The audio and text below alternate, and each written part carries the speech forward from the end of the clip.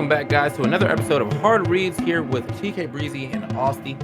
How you guys doing? I hope you guys are having a good night. We are going to talk about, a lot of things. We have four main topics right now, but the big one is going to be obviously Smashcon, this ally stuff, MKLeo's dominance, and then, of course, Umebura, which will be the tournament next week, with this time in Japan. So if you don't know a lot about the Japan scene, much like then I guess you'll be able to learn a little something, at least about their top players here on Hard Reads. So what's up, Austy? How's it going, man? Another day, another dollar, huh?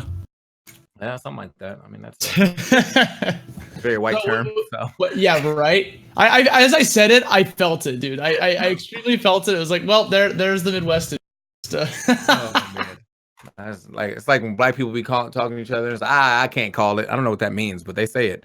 So I'm there for it. Anyway, so if you guys didn't know, I mean, honestly, two of these things like wrap up together. Dude, MKLeo again has done exactly what he did at Evo again at Smashcon by making it look like there's a potential for him to lose, and then being like, "Psych, I don't ever lose." And then, well, now we got to where we're at now. So, I mean, what do you? I don't know, man. Bro, he like three different occasions, against three different opponents. I thought he was gonna lose. I thought it was gonna be against Nairo, and then I thought it was gonna be against Tweak, and then I thought it was gonna be against Samsora, and then he levels up, dude. It's like everyone's been calling it the game 4 MKLeo, where he's just like, oh, I'm losing. Oh no, Joker's about to get upset. MKLeo's about to get upset. Psych! And then he just, he calls Big Brother and takes away 3 stocks in a row. I gotta answer D1 as he's over here getting all mad. Anyway, yeah, no, I don't know why he keeps doing that though. Like, that's his thing. Like, he just, like, I feel like Leo right now, if he were to spin the narrative that like I don't lose, I just let people win sometimes, I would be like, yeah, that sounds about right. Yeah, it's kind of crazy because you think of like Smash Wii U and Zero's dominance and how he was winning everything. He won like, what was it, 56, 54 tournaments in a row or something like that. And like everyone just knew that he was like the number one. But the difference was that none of his sets were that close. Like some of them were, but the majority of them were just like slaughters because he was just really good at ledge trapping with Diddy. And then you come to this one where it's like MKLeo is obviously number one. And he's dominating because he's winning a bunch of tournaments, but the sets are just way closer. Like it's still exciting to watch. It's not like Zero's just beating everyone. It's not, oh, he wins again. Oh, he wins again. Like this one, there was a chance. There was an actual opportunity for MKLeo to get second, to get fifth, to get third. Like, and then he got first from losers. Yeah, I mean, it's crazy too because like you have to think about the way that set went. Samsora literally was like about to win that tournament. Like, the man was down to his last stock, already at like 110, and he just, for some reason, was able to will himself into winning that. And I think, honestly, he has like this, like, it's pretty much like a soul crushing power on that when like you're up 2-0 over MKLeo, and then like one mistake is all it takes for him to get back in the game, and then you're like, damn, dude, I got to play a whole nother like game with him. And then it happens like 2 times, and by the end of the 5th game, he's like dominated you. You know what I'm saying? Like the Tweak stuff, I think the Tweak one was a little more heartbreaking because like that down air just nerfed down air. I know for a fact that was probably like, if that was Evo, like, oh yeah, that was rough. God, like in all honesty, like I think MKLeo has the best mentality out of any player right now in Smash Ultimate. The dude is always just stoic when he plays. I feel like he never freaks out about anything, because to be down 1 stocks to 3 tournament stock and then take 3 stocks away from Samsora, that's when I knew that Samsora was going to lose, because he got reverse 3 stocked and then game 5 and then he won the next 4 games. So I don't know. I feel like there's something MKLeo is doing that other Smashers need to take notes on for mentality-wise. There was a time that Mars beat him at Smash Factor a couple weeks ago, and MKLeo didn't seem that upset about it, you know? You got to think about the fact that MKLeo dropped that last game for that deep back air that he is very uncharacteristic of doing. Not the deep back air, but the SD on the deep back air. So, right. I don't know, man. Like, it's crazy. It's crazy to me that MKLeo is still like this dominant, you know, after, like, as you say, he went to that one Umebura, got like 33rd, and after that it's been like, yeah, I'm slapping for literally ever. He picked up Joker, and no one's got a read on his Joker yet. I feel like he's the one pushing the character. He's the only one doing it too. Like, look at everyone else. There was only one other Joker in top 32, and it was Void, who's just now considering making him his main instead of Pichu. So, like, no one else is trying to do it. In that regard, it also reminds me of Zero, because there weren't that many Diddy Kongs. Like, there's MVD, and so I don't know. Like the character's clearly one of the top characters in the game. But I guess we can talk about how people think the character needs to be nerfed or something like that. Because I don't think he needs to be nerfed. I don't know what your thoughts are on this. I don't think anyone said that. The internet. You talking about not MKLeo, but here Joker? Yeah, Joker. Oh, nah, man. I think like only because there's not like a bunch of Joker. Like there's no real hard soil evidence that Joker is this wild because no one else has been able to like replicate that. Like Exactly. when Bayonetta was busted, like people who were picking up Bayonetta and not really showing you a bunch about it were still making time. Like Tweak picked up Bayonetta like within like 2 weeks and then was winning tournaments. Like I don't see him doing that with Joker. It's possible. He hasn't really said anything about it, but it is definitely possible. But as of right now, Leo's the only one that's really playing Joker or piloting Joker like that. I think Joker has a very, very strong game and is a good character, but I don't think that Joker is at the point where he's like, man, this guy, as soon as you get Arsene, like the game is over. I've seen some people get Arsene and get blown up for that because they started getting too cocky. So I don't know, man. It's we need more evidence, basically. That's where I'm at right now. We need more evidence before I can support a ban. Same shit with Hero, and people were trying to ban him before he even showed up, and then not a single hero showed up in like top 32. I don't even think a hero got in the top 64. I don't remember, but Salem used Joker in one game against Leffen, but he lost that game, so that doesn't count. Yeah, I don't know, man. Best hero got 65th. There it is. Look at that. Yeah, that's crazy. So all that bitching for nothing. Like you can already look at that character and just tell that like most of his corniness and stuff was literally from the menu and just solid fundamentals. But I don't see anybody who was like, I don't see anyone who was like going 0-2, picking up this character and then like not going 0-2. Like that's what Bayonetta was doing in Cloud.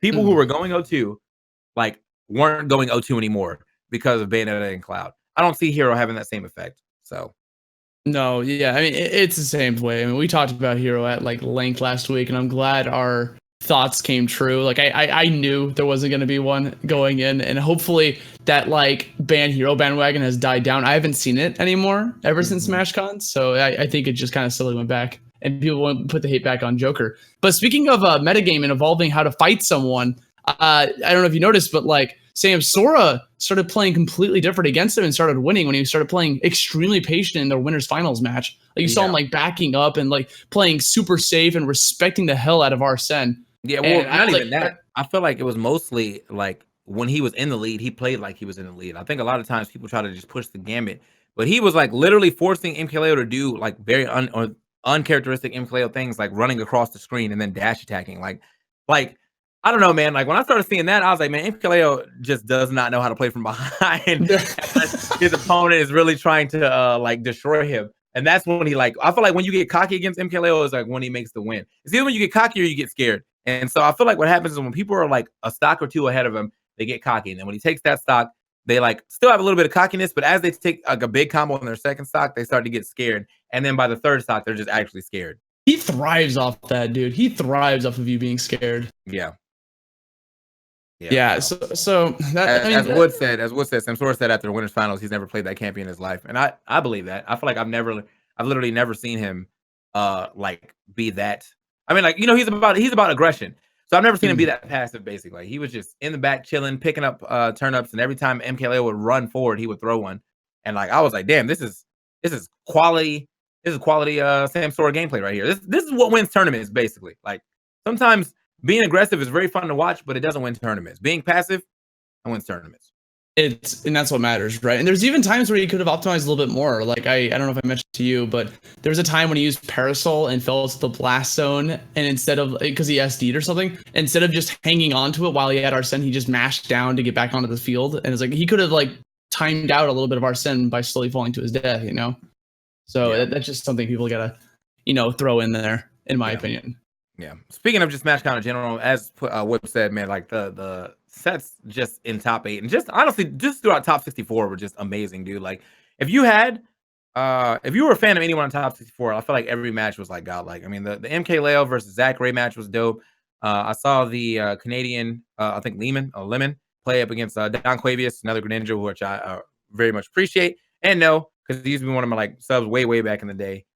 So yeah, it was good to see that. Just all the matches in top 8, not a single one of those is boring. And oh man, I feel like that's what happens. No shade, but that's what happens when Olimar doesn't show up in the top 8. Ow, shots. Dude, there was almost an Olimar up there. Almost, but it didn't happen. What? Wait, Shuton didn't. He didn't make top 8, right? Yeah, because Meister shield poked him when the shield was above his helmet. It was I will say I still don't like watching Game Watch either, but I mean it's good enough. Game Watch is. I think people are starting to understand that Game Watch is a little whack. No, I don't think it's just people are understanding. I mean, Game Watch has been whack. Like I just just look at the character functions, dude. He wants to be in shield all the time and waits for you to touch it just so you can up B out of shield and be extra annoying. And then you can't combo him for that same exact reason. Up B is wild. Up B is wild good. That move is it doesn't need to be that good. So bro, he's anti-fun. Yeah, he's definitely anti-fun. I don't know. I mean, like if you sit down, there's 2 characters that will make me want to get off a friendly setup, and it's Game & Watch and it's Yoshi. Like if you sit down and play either one of those, I think I'm gonna just head out after like the first game. Poor Yoshi, bro. There's so many Yoshis out there. They thrive off that, man. Have you seen the Yoshi Discord or like the community for Yoshis? They love receiving hate. Yeah, they do. They do. I definitely put that tweet out. There was like a Yoshi TV, and I thought it was a joke at first, but then like as 2 Yoshis who I didn't know by name were playing after. One of them lost a set, burnt sock set down. So it was 3 Yoshis at this TV, and I was like, "Are you serious? Like this is the only way you guys get friendlies? It's just dittos." It's probably true though. Probably true. Honestly, like I'm sure they play against. You know, there's a Yoshi online tournament that Sid hosts, right? I did not know that. Sid hosts a weekly Yoshi only tournament, and she tries to get people to come out to cast it. She asked me once, I refused. That's like, I do not want to just commentate Yoshi for freaking 3 hours. You know, that's gross. So it's disgusting. Yeah, man. I don't know, man. Smashcon was definitely dope. No snakes in top 8. No. So yeah, MVD. I don't know what happened to MVD, but I think I'm pretty sure he got upset. Salem obviously upset by Salem. I'm not by Leffen, but I'm not sure who he lost to in losers. He didn't make it. Yeah, he didn't even make. He got 65th. Like he got somewhere in losers. He almost lost to Venia from New York City, but then Venia SD'd at 30 on his last stock like a dummy. And then was that the Nick C? Let's go, my man Nick C. Oh, also yeah, definitely another show stopper right there. Nick C was popping off. His sets are always fun, dog. They're always fun. I love his sets. Yeah. So it was good to see. It was actually very interesting to see the difference between him and Fatality because both of those matches happened like back to back. So I was like, oh, okay. That was pretty cool. And then he won his. I think Fatality ended up losing his. So that was like, all right, hold up, Nick C. I see you. But yeah, shout out to Nick C. Shout out to Fatality. Shout out to Falcon players just in general because that character is always going to be hype. Even in Brawl when Falcon was utter trash, he was still pretty hype. So. Like those people that because everyone always likes to do like Ganon Ditto Smash, especially in Smash Brawl. But Falcon Dittos were also like a fun thing to do in Brawl because the character was so garbage. Yeah. So but I mean I don't know if you guys didn't go to a Smashcon. If you did go to Smashcon, good idea. If you didn't go to Smashcon, definitely save money for the next year. Especially if you can only go to like one tournament and you're like on the East Coast, Smashcon's definitely it. You know what I'm saying? Hard agree. If you can only go to one tournament like every 6 months, then I would say either you go to Genesis and then you go to either Smashcon or you go to Evo, one or the other. But if you're on the East Coast, I would say save that money and go to Smashcon. It's a good time. So I've enjoyed it every year I went. Yeah, we'll continue to go until I retire. Don't know when that's going to be, but hey, at some point in time, we gotta quit this thing. I can't be 40 years old commentating Smash still, unless it's like a real esports at that time. Like if it's a real esport by that time, yeah, I might be. You know what I mean? Like if we're on some Dota casting, some League of Legends casting, getting paid the big bucks, then yeah, I'll stay around. Commentating when we're 60, Welcome to Super Smash Brothers 12 for the Nintendo, I don't know, Galaxy. Yeah, that's definitely the Nintendo everything at that point in time. Yeah, Nintendo just taking over the world. They teamed up with Google or something. So I know a lot of people are probably here to talk about this next subject, but it was labeled wrong on the sheet. It's not about the Ally reinstatement because Ally is probably most likely like 99% sure he's not going to get reinstated. It's actually supposed to be the Ally appeal. So apparently Ally is appealing his ban. But it's interesting to me that I feel like what I thought he was appealing was about Captain Zach, but it seems to be that it's about the ex-girlfriend, and that's kind of throwing me off. For two things, I don't know why she changed her tag to, or her Twitter to ally or not ally. That was kind of weird because that used to be a tag that he used. So I don't know. Maybe she just doesn't want him to have it or some shit. Wait, no, that's been her Twitter handle for a while, hasn't it? Really? Yeah, I'm pretty sure. Well, maybe. Wait. No, I can't remember it. I don't think so. I don't remember what the old one was, but regardless, it might have been. It might have been that joint is wild. But it seems as though my biggest issue is I don't know what stance or what evidence that Ally can put up that will make the ban even like able to be repealed. Like he has two different cases toward him right now. One that we kind of dismissed because he basically like, you know, he had some evidence, I guess, before. And then the second one, all the evidence is stacked against him. So I don't really know where he's supposed to go from here. Or even if he is able to dispel the girlfriend case or the ex-girlfriend case, that still leaves the Captain Zach case, which in my opinion is way worse than the girlfriend case. Like it's a minor. You know what I mean? I don't like that. One, I don't like that the community, some people in the community are actually like even entertaining this in the way where it's like, yeah, that'd be cool if he came back because he's a top player. Because if it wasn't top player, you wouldn't be saying that shit. Two, I don't like that there's a slight miscommunication. The COC is doing their best, obviously, but they have to, like, it's literally in the rules that they have to uphold at least, I think, one appeal or something.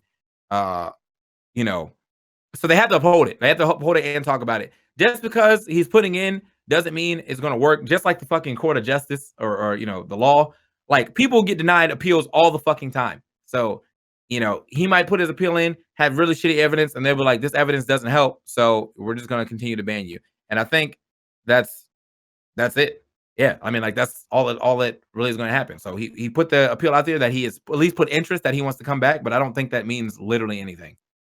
And that is what's weird is I didn't even know he was appealing until you brought it up last night, and then I looked into it. I was like, oh, he is. So I don't know too much about what he's appealing. So he's appealing the ex-girlfriend thing, but not the Captain Zach thing. I didn't see any information about the Captain Zach thing, but I think that what's the point of this? Right. Like, I don't think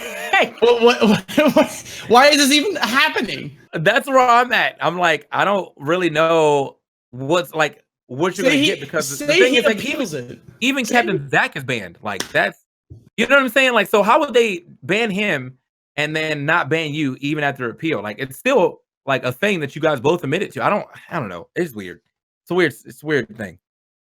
It's so weird because we're also like, we're giving smashers this is another subject, right? Giving smashers the ability to, you know, to be a court of law, which is so bizarre to me. And I get that we kind of have to do that a little bit, but I wish some of these cases would go to real court, but they don't. Damn, and it's a little rough. It's necessary though. I mean, like, it's a stance. Yeah. It is, but it's so tough because how do we decide who makes these decisions? You know, like, general population. You know, I agree that Ali should be gone and he should not be in the Smash team no more. And this appeal is a freaking joke. But, you know, like, what just happened? Did you see what happened in the FGC? The FGC's got to implode. Well, honestly, just this week in general, like, this is probably a good time to swing just into this subject before we get into Umebura. This week in general has been really gross for the FGC and Smash alike. There's been a lot of accusations that have been thrown out recently, and I know that we're a Smash show, but, like, obviously I'm still tied to the FGC, and so are we to an extent because we do a lot of FGC plus Smash tournaments, and we know these people because some of these people work with us. So, like, Chris Bond has some allegations against him. He's one of the photographers. He actually shot Lotier City. He actually shot me and Tori at CEO. So, like, we have history. And whatever, and it's, you know, it sucks that, like, someone that you didn't think was, like, shady or like wild like that is doing shady and wild shit, and so then you have to disassociate with them because you don't want to be you know, you don't want to be an apologist and you don't want to be around that energy. And not only did that happen, but there was the whole issue with the Evo and this drink spiking and all these women saying they got roofied, which I don't really think that was anyone in the scene. I'm not completely sure. I heard that the party was open to the public, so it could have been anyone. But the fact that, like, it happened to us still means it happened in the FGC. And then there's a current allegation against Flo as well, which I don't know if that one has been fleshed out. And then also as well, Guilty, which has been fleshed out, and a lot of girls have come forward for that. So just a lot of misconduct right now is happening, and I don't get why. Like, I don't know, man. I just don't get it. Go ahead. I think the theory is that this has always been happening, but lately we've been airing it. We've been putting it out there, and people are finally becoming brave enough to speak up, and I applaud them for doing that because it's a really hard thing to do, dude. Yeah. You risk everything coming out after something like that happens to you, because you're, no matter what, even if you're telling 100% the truth, you will always get naysayers. You always get people that will send you death threats for coming out, or like will shame you forever, and you'll always be known as that person who called out my favorite top player.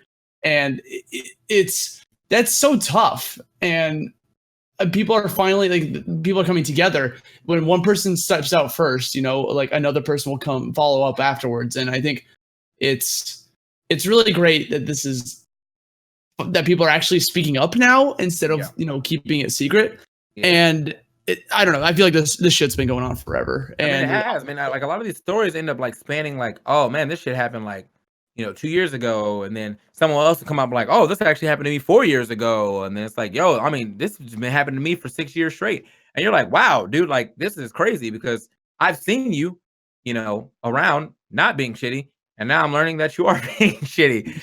So I mean, it's rough, man. People got to grow up. I feel like there's obviously like a statute, not like a statute of limitations, obviously, but like you were doing like shitty shit like 10 years ago, and it like resurfaced now, but like 10 years ago was the last time you've done it. You like learned and whatever. I won't be too like hard on you. I don't think that's a thing. But if you've been doing shitty shit for 10 years and it like just stopped like 6 months ago, I'm not gonna be like, nah, man, that was 6 months ago. 6 months ago is not enough time for you to have hard soil evidence that you have changed. So, and I don't think that really applies to anybody right now, but like it's definitely a thing that you have to keep in mind. There's definitely been some people were getting blown up for things that happened in like 2008 and 9 when like everything was different. And even though it still helps the narrative and the conversation, I don't think it doesn't really add anything really of value to the narrative and conversation. Like it lets you know that like, yeah, the stuff's been going on for a bit, but if people learn, people learn. If people don't learn, they got to get blown up for sure. Like, and if it's happening this year or last year or even the year before that, it's still very fresh to me, IMO, and they should be getting blown up. As Fang and Bone said in the chat, though, people are shitty everywhere, and that's true. But we're focused currently just on the FGC and Smash, where the shittiness is happening. I'm sure there's a bunch of shitty stuff happening everywhere else. I don't know about it because I'm not part of those scenes. They shouldn't be happening, but I'm just not part of those scenes.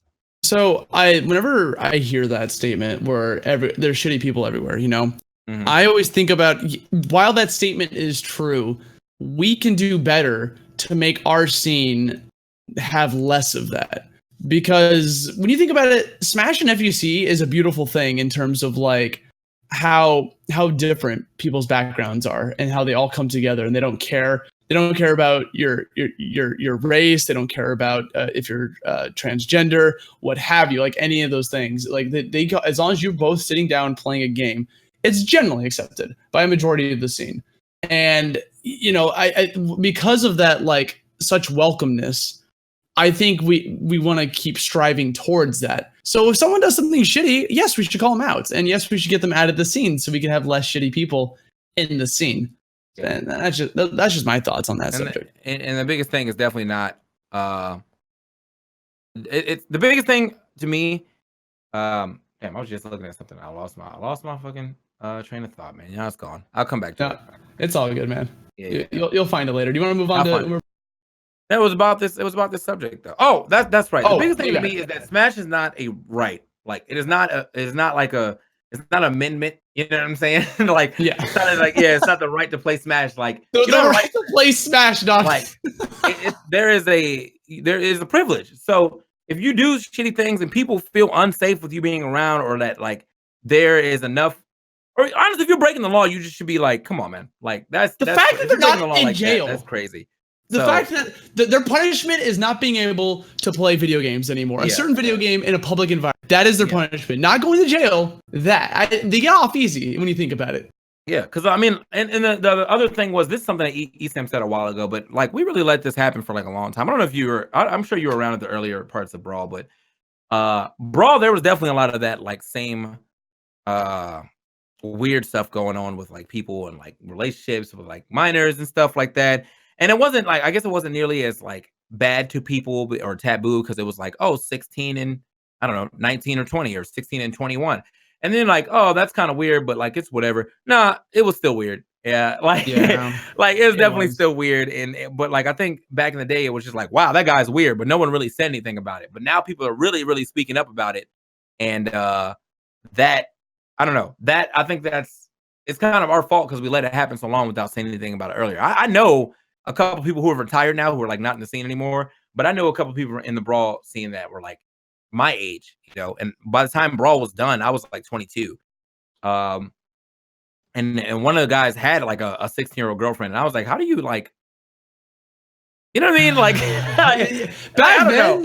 back then, like it was not acceptable, but in my standard, they're not acceptable. But to like the general public, people are just like, whatever. That was like, man, thank God all those brawls deleted, right? Can you imagine like all the stuff some people have said? Like I remember reading some stories on those threads. Like that, thankfully, a majority of them are out of the scene now. So, so but bottom line is, you do something shitty, you don't, and you get banned. Like, I mean, you get banned. Like, you still live life. No one's putting you in jail. You can still go do other things. You just won't be doing other things at tournaments for Smash notoriety and fame. So, hope you got a good day job or a good second hobby or something like that. Which I think, honestly, I don't know why this isn't even talked about, but this is like the better way of you getting, going away scot free. Like, there's fucking pedophiles in jail right now. You know what I'm saying? And instead of like anyone really reporting you like that, not to say that I think Ally, would go to jail. I don't know what the issue is with that, but I'm just saying, like, it could be way worse than you just not being able to play Smash. Like, you still get to live life, you just don't get to have that part of your life, with other people. So yeah, that's my final thoughts on that. you lose a privilege, Mm-hmm. No, I agree. So yeah, man, that was it. Let's talk about Umebura. After that heavy topic, let's talk about Umebura. I don't know if you have the thing up, but you can tell me who's going. I'm looking at the players right now. So a lot of it's in Japanese. But I know Abadango, Kameme, Raito, Shuton, Ken, Choco, like a lot of Japanese players are like pretty much if they live in Japan, they're they're notable whatsoever. They're probably going to be attending this tournament. He plays Sonic still. Okay. Is he like making waves with Sonic or? He beats. I mean, this is a while ago. This is back in April, but he beat MK Leo's Joker when he was first starting out, and he won that.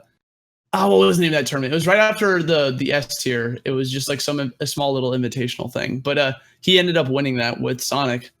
So he does well with the character. I think people still sleep on Sonic a bit. I think he's worse than Smash 4, but I don't think he's bad. So Ken's the only one pushing it. So we'll see what happens this weekend. Maybe Ken will make some more strides, or maybe he just will fall off. He doesn't come to America anymore. He came to the United States for which tournament was it? It was like Midwest Mayhem Ultimate, and he won that, and that's the only time he's been to the States for Ultimate. Oh. Yeah, so we haven't gotten too much like data on him over here. Like I would love to see how NA would fare against him, because I think he's a sleeper. He's a sleeper. Yeah, I think that's my like biggest issue. Is like it's really hard to pay attention to the Japan tournaments. In fact, someone asked when is it, right? It's this weekend. Floyd Sherbs is this weekend, but the thing is, it's Japan time, which means that the time zones make a really huge difference on when you can actually watch that tournament. So unless you're going to be staying up at like 6 a.m., you're probably going to miss a decent amount of that tournament, possibly even top 8. And that's why it's hard for me to like pay attention as much as I would like to the Japanese scene. Like I go to sleep at like 2 like a.m. So like that's it. You know what I mean? There's no let me stay up and try to no. When I lay down, it's over. You know what I mean? So I have to watch the VODs, and I usually don't have time to watch the VODs because I'm streaming, or I have to like study other fighting games. So it's like it's hard to keep up with the Japanese scene, but I always have respect for the Japanese scene until America starts giving the Japanese scene X Factor buff. Y'all getting wild right here, man. These Japanese players plus are good. 37. Jesus. The Japanese players are good, but come on, man. Like every time a Japanese player comes through, like everyone's like, yeah, that guy's gonna win the fucking tournament. I'm like, dude, what? Like he doesn't even win tournaments in Japan. Yeah, but he's in America now, so he's gonna win that goddamn He's tournament. the best Little Mac player. Like he in the world. But bro, I think that's gonna be streamed on VG Bootcamp. I want to say is that true? I know VG Bootcamp streams a lot of tournaments from Japan. They at least get the VODs anyways. They've been doing a lot of They've been doing a lot of like outsourcing, so maybe. If not, there's that other website that they were using for a long time that I just got. That was like the other barrier of entry that I just didn't want to go by. Yeah, I was like, dude, I'm not. What is this? So that's the I'm Japanese good. YouTube. Yeah, I'm good though. Like I'm good. Enjoy. You don't like the text scrolling across the screen I'm horizontally? good, bro. Enjoy that. You can enjoy that. Like that's not for me. I'll watch the VODs. I'll watch the VODs. But I'm very curious who's gonna end up winning that, because there's no one from NA that wins. So because sometimes they have an Umebura and like, you know, someone like Cosmos or Nakat will go, but there's no one there. So I'm very curious how it's gonna stack up, because Shuton or Kameme is like the two players that I would guess would win. But Japan's wild, dog. Like sometimes they just get blown up. And I think are they still doing like best of ones pools into the bracket? I don't know if that's a thing still or not. Wait, I thought that was just for that like Sakurai induced tournament. Was that not? I'm not sure. I've heard that they ran best of one in the beginning of. I'll fight someone. I mean, I'll fight someone losing. Especially if it's like, imagine getting thwacked to like 30%. Oh my god, that's when Hero actually shines, dude. Like Magic Burst, one stock game. Hero like Magic Burst at 30, and you're just gone. Like, oh man, I'd be so upset. It was a good game. Damn, I couldn't do it. So yeah, according to Wood, they do run best of one single limb pool. So you you really can just get upset like that early. Yeah, forget that. When does it stop? Top 96. Wow. And they get like 2,000 entrants. So wow. I don't know if they're still doing it though. Like it's something that they do. There's no way that I can say that's not silly. Like that's just silly, bro. Like, do you remember their old stage list from 2018 in December? No, it was you don't counterpick. It was game 1 was Battlefield, game 2 was Final Destination, and then game 3, if it went to it, was Pokemon Stadium. Well, yeah, that seems all right. I'm not gonna lie. I kind of liked it. I dug it. I think we're too far in to what we're currently doing with our counter picks to ever adopt that. But at the same time, whenever they did that, they always used random for like FD and Battlefield. So like you'd always get like different music in different stages. So that was kind of cool from a spectator's point of view. Yeah,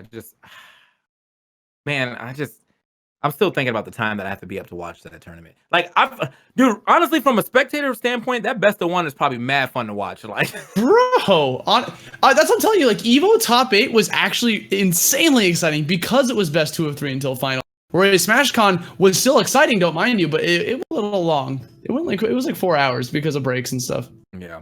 It says, Blackout says, do they still run hazards on Smashville? I hope so. Do they? I don't think so, but don't quote me on that. I hope so, dude. If there was ever a addition that I needed in this game, it is the hazard toggle.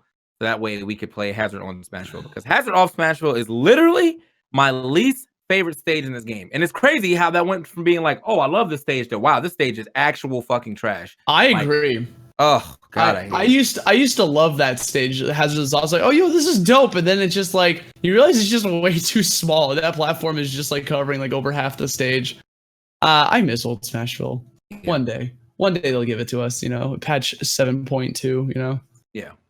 So guys, as I said, man, we've talked about a lot today, but I do have to tell you one good thing is that if you missed any of the talk, you can actually catch it on Apple, as the podcast is now on iTunes. In the podcast form, also on Spotify, but we're definitely pushing to iTunes. So if you have the Apple Music, definitely check out our podcast. Also, if you're here and you have not hit the follow button yet, make sure you hit that follow button. We do this show every Wednesday. We've been very consistent. I think we've only missed like one Wednesday way back. Wednesday is usually the only day that I'm ever home. So same.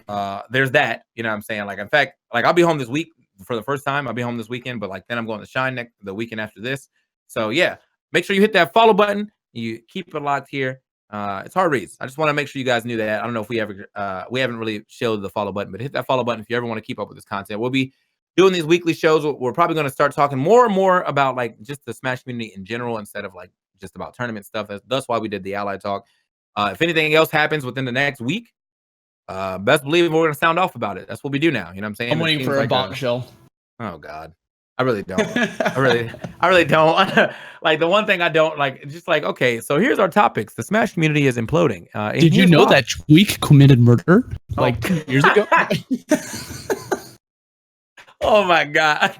It's like Tweak murder. Are we banning him? I don't know, man. He's I like don't know, number like, it was two. a long time ago. It's like this just in. Zero with a huge embezzlement scheme. Like, all right, like y'all gotta calm down, guys. No. It will be 40 this is a pounds of podcast. cocaine was found. Like, Chill, bro. It was only Honestly, all this 20. stuff's gonna get looked into. Someone's typing this shit up right now, like Zero's monetary gain. Like, all right. But yeah, man. So yeah, hey, what's up, Tafo? Tafo's in the chat. Shout out to Tafo. He had What's his up, own shit Tafo? too as well. So but yeah, man, make sure you guys hit that follow button. Check out the podcast on iTunes. I think Solid Jake will link it in the chat if he has the capability to do such. And do you have any final thoughts? No, that's pretty much it. Stay tuned the next week, guys. Yeah, man. So yeah, thank you guys for watching Hard Reads. Again, this is twitch.tv/prediction esports. Make sure, I know it has 2 E's in it. I don't know why they did it, but I'm not gonna say anything. Prediction esports. I'm TKbreezy. This is Aussie, and we'll see you next week. Most likely to talk about Shine and any other dumb shit you guys do between then and now. Goodbye.